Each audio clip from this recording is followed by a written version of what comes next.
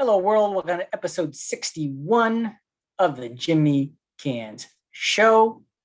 It's a special time of year. We are fastly approaching April, which means the NFL draft. New football season, free agency has opened. The new league year is underway. So let us discuss what might happen with the draft. All right, free agency, like I said, it's underway. Some chips are starting to fall. So we'll take some of that into consideration as we go through this. Before I get into the actual picks, I would like to touch on some of the changes that have happened within certain organizations, either in front office or coaching, that can impact the direction that a team may go in. So let's get that underway. I'll start with the AFC. All right. AFC East, no real major changes in Buffalo, Miami, or New England. Obviously, the Jets have a new general manager and an entirely new coaching staff. AFC North, probably the most stable AFC division. No major changes in Baltimore, Cincinnati, or Cleveland, and a new offensive coordinator in Pittsburgh. The AFC South has probably the most turnover of any division in the AFC going into the 2021 season. Houston has a new GM and coaching staff. The Colts have a new offensive coordinator. The Jaguars have a new GM and coaching staff. And the Titans have a new offensive and defensive coordinator. And then the AFC West, the Broncos have a new GM. John Elway is still there, but has relinquished GM responsibilities. So they actually hired in a new GM to take on those responsibilities. So it'll be interesting to see how that affects what Denver does. No real major changes in Kansas City, whole new coaching staff for the Chargers, and a new defensive coordinator for the Raiders. Over on the NFC side of things, Dallas has a new defensive coordinator, no major changes for the Giants. Whole new coaching staff in Philadelphia, who saw that one coming going into the 2020 season. A new GM in Washington. Over in the NFC North, you got a new defensive coordinator in Chicago, new GM and coaching staff in Detroit. No real major changes for Green Bay, and the Vikings having a new offensive coordinator and special team coordinator. Over in the NFC South, the Falcons have a new GM and coaching staff. The Panthers have a new GM, and there's no real major changes in terms of front office or coaching for the Saints or Buccaneers. Obviously, the Saints are moving on as Drew Brees is retiring, so that is a major impact, but not a front office type change. And then last but not least, the NFC West, you have a new run game coordinator for the Cardinals. They don't really have an OC. Kingsbury calls a lot of shots there. They did, hire a new run game coordinator, new DC for the Rams, new OC and DC for the Niners, and a new OC and special teams coordinator for the Seahawks. So let us get into, the actual picks. So out of the gate, with the first overall pick of the 2021 NFL Draft, the Jacksonville Jaguars select Trevor Lawrence, quarterback out of Clemson. I mean, what is there, to, criticize with Lawrence? Not much. He is a dual threat quarterback with great size. I mean, 6'6", 220, ability to extend a play, an arm where he can make throws all over the field. I say he's a dual threat, but he's a dual threat who tends to be more comfortable in the pocket, even though he can't extend plays with his legs. I put him in the mold of a John Elway, where he utilizes his athleticism and ability to scramble just to extend plays and look for somebody downfield.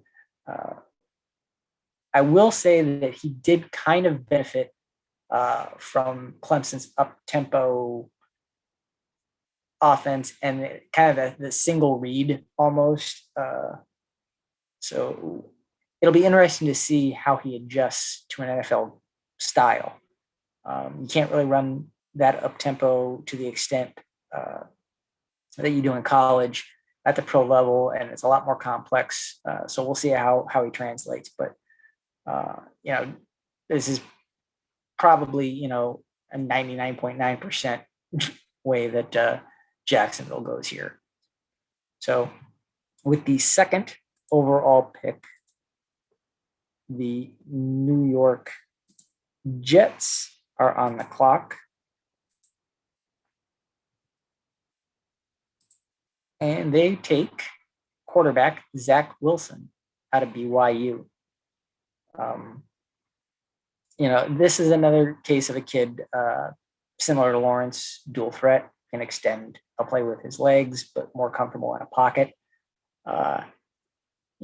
He had kind of a meteoric rise between his 2019 season to his 2020 season. So what's going to be interesting is that a sign that the light went on and he's going to continue to excel? Or did he benefit just from the nature of a peculiar 2020 season with the level of competition he was playing? Is he a rising star that will continue to ascend, or a shooting star that shines bright for a little while and fizzles and dies? New GM, new coach, nobody has loyalty to Sam Darnold. So this is probably, the way that the Jets go. Third overall pick, Miami Dolphins are on the clocks. They got from the Texans. I hemmed and hawed here a little bit. I looked at a lot of receivers. I looked at some of the offensive tackles and everything. But ultimately, I think that they need help on the back side of the defense. I think they need to get, kind of that shutdown corner. So I've got them taking Patrick Surtain second, corner out of Alabama. Historical irony here a little bit. His father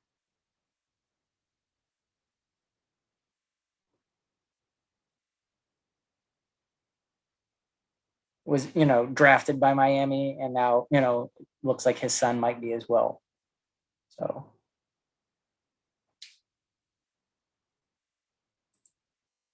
next up, the Atlanta Falcons. This is another one I kind of went back and forth. What direction do they go in? Ultimately, I settled on Micah Parsons, linebacker out of Penn State. Parsons was probably undoubtedly the most talented player on that Nittany Lion roster, going into 2020. Then, when the pandemic hit and everything, happened the way it went down, he opted out of playing in the 2020 season. And I think that, that snowballed on the Nittany Lions as a whole. Not just the fact that he wasn't out there on the field for them, but not having him in the locker room, I think hurt that program as well. As going into 2020, a lot of people looked at Penn State as a potential candidate, to contend for the national title, and we all know how that season, unfolded for them.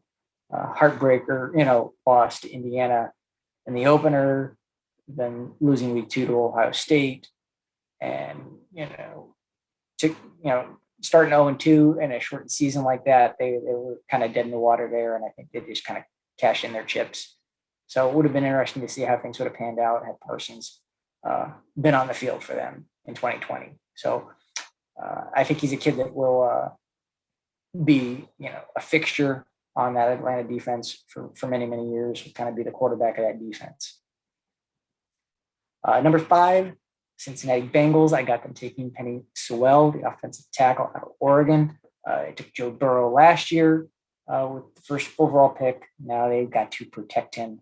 Joe Burrow sees this pick and he says, "Thank you very much."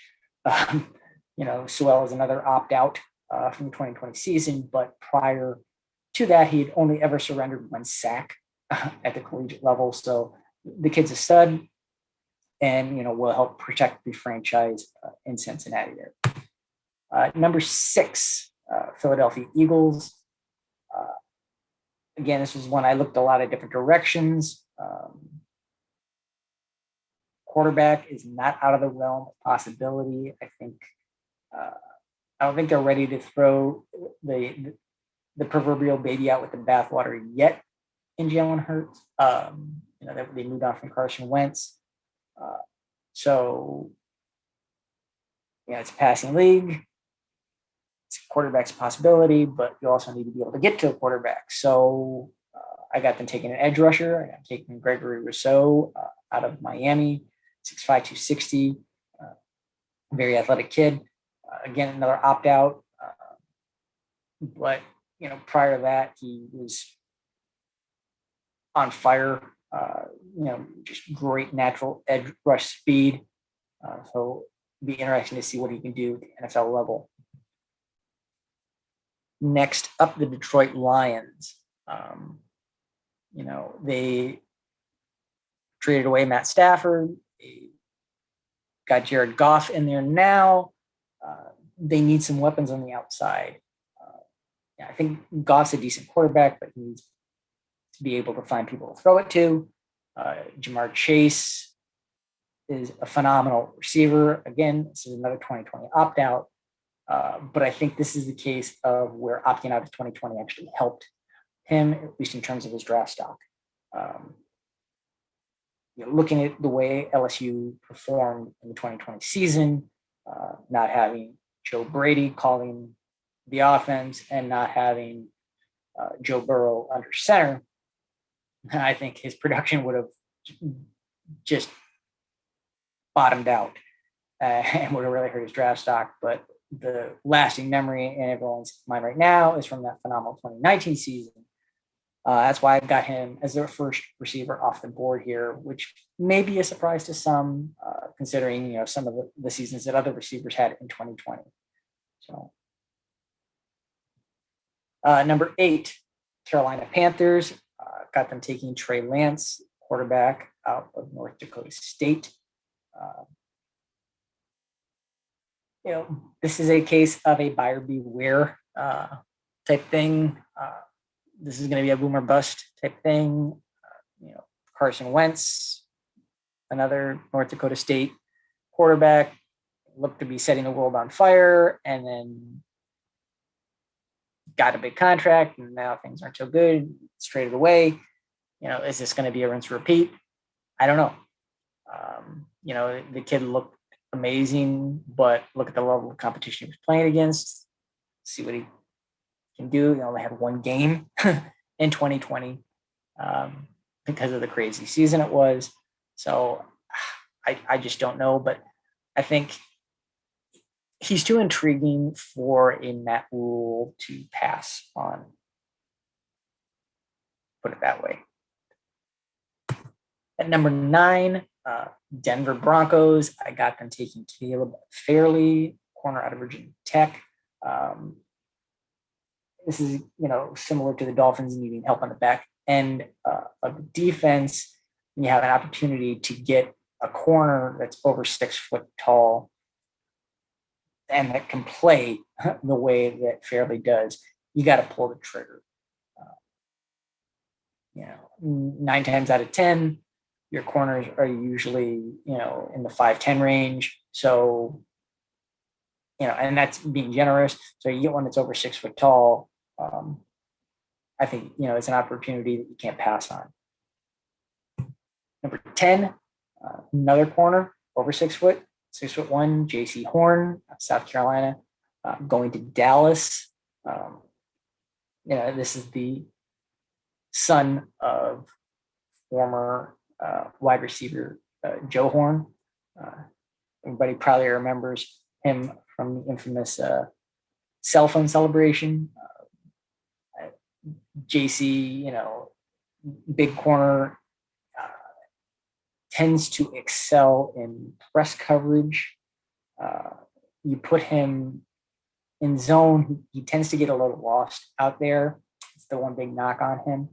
So see if they can work on that with him, or if they'll primarily just try to utilize him in more man situations, at least early in his career. So we'll see what happens there. At number 11, the Giants, I got on taking Marvin Wilson, 3 technique D lineman out of Florida State. Whether it was Coughlin there or McAdoo or whoever, maybe the real crux of the Giant defense is that interior pass rush from the line. So I think they need to kind of get back to that, and Marvin Jones would help them do that. So that's why I have them going that way. At number 12, San Francisco 49ers, got them taking Devonta Smith, wide receiver out of Alabama, Heisman Trophy winner. What is there to say about this kid? Amazing player. His production alone in that national championship game was enough to win. Ohio State had no answers for this kid. He just had an amazing game. I mean, like I said, just him alone was enough to win that game. I think that the Jimmy G experiment in San Francisco isn't over yet. I know a lot of people are thinking they want to move on from him, but let's be honest, he hasn't had a lot of options to throw to. I think you give him a player like Smith, then he kind of come back into form. So. Next up, number 13, LA Chargers. They got their quarterback last year in Herbert. They got to protect him, similar to Cincinnati. I got him taking Rashawn Slater, the offensive tackle out of Northwestern. This kid, great ball player, smart. You can't undervalue intelligence, especially when it comes to offensive tackles. It's a cerebral position more so than a lot of people, I think, give it credit for. So, Northwestern, no stranger to intelligent football players. 14, Minnesota Vikings. I got them taking Christian Barmore, 3 technique D lineman out of Alabama. So what is this, our 3rd pick off the national champion Crimson Tide? No shock there. I think it helped solidify that defensive front in Minnesota, and help them shore up, especially against the run game. So 15, New England Patriots have been very active in free agency, kind of uncharacteristic. They did re-up Cam Newton, but I think that they are also going to be looking to bring somebody in. I've got them taking Justin Fields, quarterback out of Ohio State. Again, here's another dual threat quarterback that, let's be honest, had an up and down, season at Ohio State. I'll be, 100% honest there. There was a lot of talk early. He looked real dominant early. He had a stretch where he struggled. He didn't look very sharp in that Big Ten championship game. Thank goodness, Trey Sermon broke out. He played a solid game in the semifinal, and then he struggled a little bit in that championship game against Bama. But, the big knock on him is the fact that he hangs onto the ball too long. Because he's so athletic, he can bail himself out most of the time. But, that's not going to be the case at the NFL level. Everybody's athletic at the NFL level. So he can't just rely on his athleticism. He's going to have to learn to throw the ball away. He's going to have to learn to look off, move guys with pump fakes. All those things I think can be taught. And if there's an organization that can do it, let's be honest, it's the Patriots. So 16, Arizona Cardinals. I got them taking Kyle Pitts, tight end out of Florida. This is a kid who is kind of that hybrid tight end receiver. I think he'll be utilized more so, kind of as a flexed out tight end. And that kind of, what is it, the term F type tight end. I mean, he's not afraid to block, but he really excels as a pass catcher. I think he'll add a dimension to that offense and help Arizona take the next step. 17, Las Vegas Raiders, Jalen Waddle, wide receiver out of Alabama. Again, another Alabama wide receiver. He was probably the most athletic receiver on that Alabama roster. Unfortunately, it got hurt, missed a lot of the season, which allowed DeVonta Smith to become the feature, receiver and excel and end up winning the Heisman. But this kid's got shimmy, he's got shape, he can stretch the field, and we'll finally give Gruden kind of that number one receiver to complement some of these other complementary guys that he's kind of had. So, they seem to have found their run game last year. Carr seems to have, figured things out. He just didn't have a lot of weapons to throw to. So, bringing in Waddle makes sense for the Raiders. 18, Dolphins on the clock with pick of their own finally. Again, went back and forth with the linemen, but ultimately decided, hey, let's get a little pressure off the quarterback here with a good run game. So I got them taking Travis Etienne, running back out of Clemson. Kid's got shimmy and shake and wiggle. So it'll be interesting to see what he can do in the NFL level. Good hands out of the backfield as well. So, kind of that dual threat running back, three down running back, so to speak. He doesn't have to come off the field in those third down situations. Number 19, Washington. Got them taking Najee Harris, running back out of Alabama. Again, as I mentioned before with DeVonta Smith, doing enough just by himself to win the national championship. I think what Smith didn't do in that game, Harris did. It was just a perfect storm for Alabama that night. Ohio State had no answers. They stacked the box to try and stop Harris, and Smith killed him. And one-on-one coverage, they backed out and tried to take Smith out of the equation. They just handed the ball to Harris, who just ran him over. This kid's legs don't die. He just keeps driving, always falling forward, and has improved as a receiver as well. So it'll be interesting to see what he, can do there in Washington. And they're moving on from Alex Smith. So what they're going to do at quarterback is also going to be an interesting thing. I mean, they did sign Fitzmagic. I think it's a stopgap kind of thing. They'll probably be looking to bring somebody in. It could be a quarterback here at 19, but I think the running back makes more sense. And if they're going to try a project quarterback, it's probably smarter to do that in the second round. 20, the Chicago Bears. I got them taking Tyson Campbell out of Georgia. I sound like a broken record here, but again, big corners, hard to find. 6'2". I don't see how you pass up on it. Help shore up, the backside of that defense. This is another team that could be looking at a quarterback, but at number 20 with, Wilson, Fields, Lance, Lawrence off the board, is there a fifth quarterback worth taking in the first round? I'm not sure. Jones, maybe? I don't know. We'll see. 21. The Indianapolis Colts.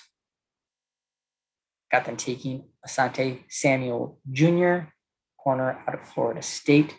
It's kind of funny, a little bit of poetic justice that his father gave, Peyton Manning and the Colts nightmares for years patrolling the backfield. And now when he was with the Patriots, and now his son might end up in Indy.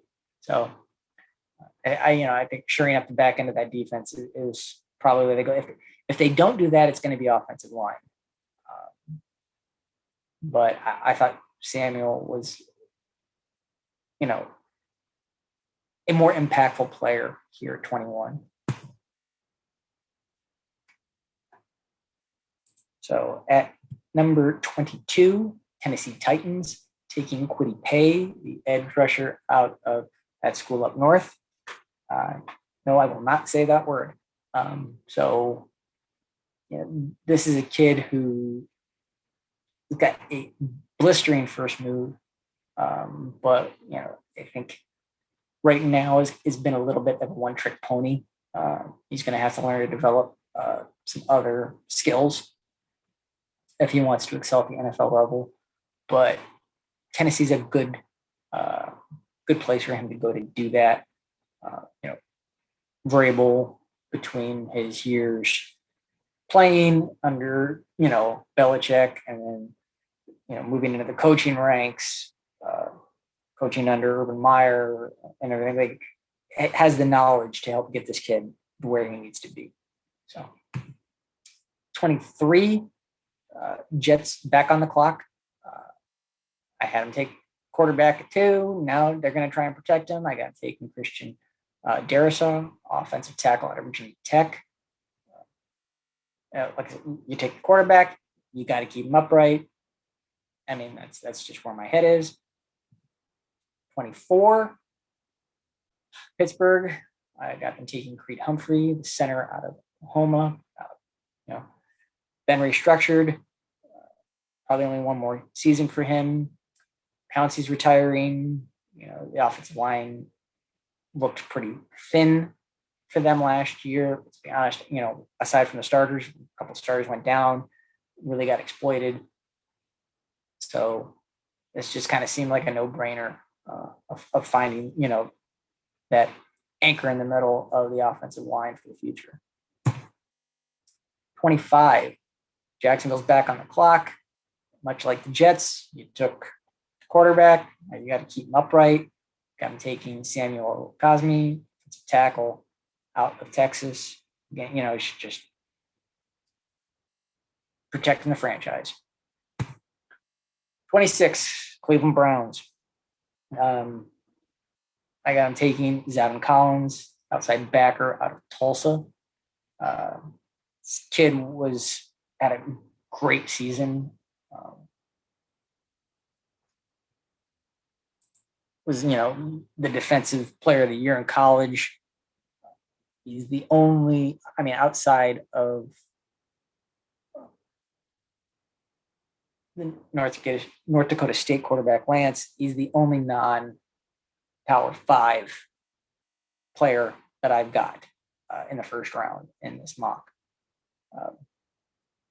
He was primarily, using the outside, but he's a very versatile player. I think Cleveland can utilize him both inside and outside. At linebacker, and it'll help upgrade that linebacker core, which needs it in Cleveland. Let's be honest. Taki seems to be figuring things out, but had some injury issues, so hopefully those are behind him. So if he can continue to improve the way he has been, they can bring in Collins. Then they just need to really find that strong middle linebacker.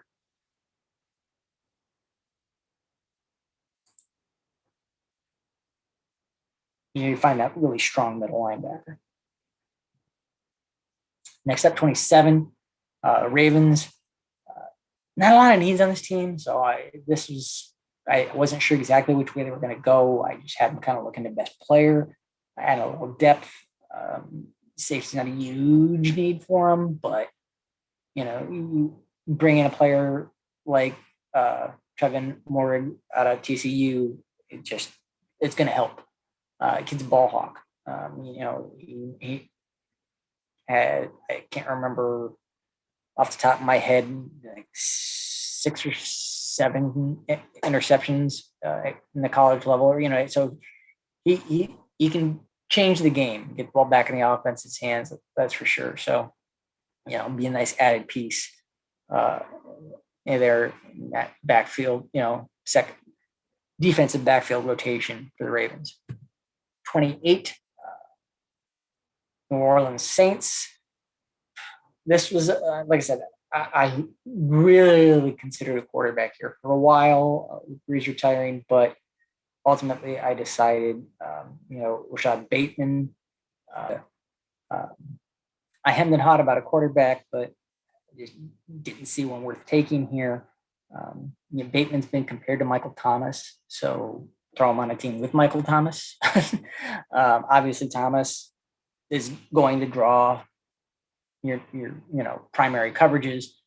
This kid can really excel. So whoever it is under center, is just going to kind of pick their poison at that point. I mean, you end up, if he is like another Michael Thomas, you got two Michael Thomases on the field. I mean, how are you going to shut down an offense like that? And then you try and take away, the passing game too much. They're just going to turn around and hand the ball to Kamara, and you get gouged on the ground. So 29, Green Bay Packers. Got them going with Shaun Wade, corner out of Ohio State. Again, it's another big corner. Wade was going into the season, looked at a lot higher than where I have him going. He struggled. Let's be honest. He burst onto the scene at Ohio State with a very talented secondary where, he was primarily playing nickel. And he really excelled there. And then when those guys moved on to the NFL and he was forced to move the outside, he had some growing pains. So there's still the question there, is he just a kind of a nickel guy or not? Or can he excel at safety? So this was kind of like a hedge your bet pick, in my opinion. So it's basically like, because Green Bay could use help at safety as well. So by doing this, you try him at corner. If he doesn't work there, you can move him inside, to safety where he's not out on an island as much, and can utilize his ball hawking, abilities, just kind of play center field, so to speak, and you didn't waste a pick. So number 30, Buffalo Bills. I got them taking Jeremiah Owusu-Koroma, a linebacker out of Notre Dame. This is just a case of the Bills needing to solidify, not really solidify, it's not the right word, upgrade that linebacker core, linebacking core, similar to the Browns. I think, both Buffalo and Cleveland are in very similar situations in terms of what their needs are and what they need to kind of get to that next level. Number 31, AFC champion, Kansas City Chiefs. Got them taking Wyatt Davis, the offensive guard out of Ohio State. They offensive line was their Achilles heel in that Super Bowl. They had injuries and it was exploited by Tampa. They just didn't have the depth to be able to hold up. And a lot of it had to do with just that pressure right up the middle. So it's kind of why I got him going guard over tackle here. I mean, tackle is a very strong possibility as well. I mean, they did have to release both Fisher and Mitchell Schwartz for, salary cap reasons. But at this point, I felt Davis was a safer pick at guard. I think some of these remaining tackles, there's a question mark as to, can they cut it or not? Especially left tackle. Like I said, they need to replace both, but I felt getting a premier guard made more sense. And 32, Tampa Bay Buccaneers, defending Super Bowl champions. Got them taking Davian Nixon, 3 technique D linemen out of Iowa. This is just kind of, keeping the bread and butter, so to speak. They've done a good job thus far of re-upping a lot of key pieces from that defense that dominated Kansas City in the Super Bowl. One player they probably won't re-up. I don't know if it'll be a contract or if they'll just decide to move on, due to age and money, because, veteran minimums, you can get a rookie for a lot cheaper, play longer, et cetera, et cetera. They'll probably move on from Sue. So here's somebody that can step in and replace that production. So that's what I got. Could be right, could be wrong. Who knows? We will see. I hope wherever you are, you're all doing well. Take care of one another, and I will see you when I